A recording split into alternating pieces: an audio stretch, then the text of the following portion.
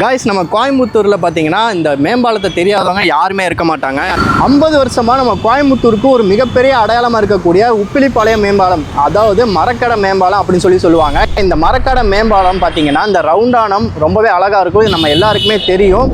இந்த மேம்பாலம் இப்போ வரைக்குமே ரொம்பவே அழகாக இருக்குது. கோயம்புத்தூருக்கு ஒரு அழகான ஒரு ஐகானிக் அப்படின்னு கூட சொல்லலாம். இப்போ இந்த மேம்பாலத்தில் வந்துட்டு இந்த மேம்பாலம் ரவுண்டானம் பார்த்தீங்கன்னா ரொம்பவே சின்னதாக, அதனால டிராஃபிக் ரொம்ப அதிகமாக இருக்குது. இந்த பாலத்தை கிராஸ் பண்ணி போகிறதுக்கு ரொம்பவே கஷ்டப்படுறாங்க அப்படின்னு சொல்லலாம்.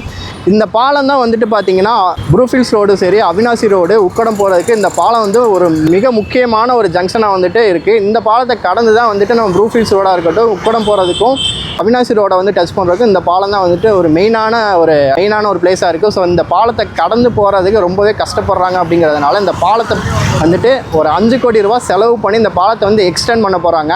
இதுக்கப்புறம் இந்த பாலம் வந்து இதே மாதிரியான ஒரு அடையாளத்தை வந்து கொடுக்குமா அப்படிங்கிறத நம்ம யாருக்குமே தெரியாது. இதை பற்றி நீங்கள் என்ன நினைக்கிறீங்க அப்படிங்கிறத மறக்காமல் கமெண்ட்டில் சொல்லுங்கள். அப்படியே நம்ம பேஜையும் மறக்காமல் ஃபாலோ பண்ணி வச்சுக்கோங்க. பாய்.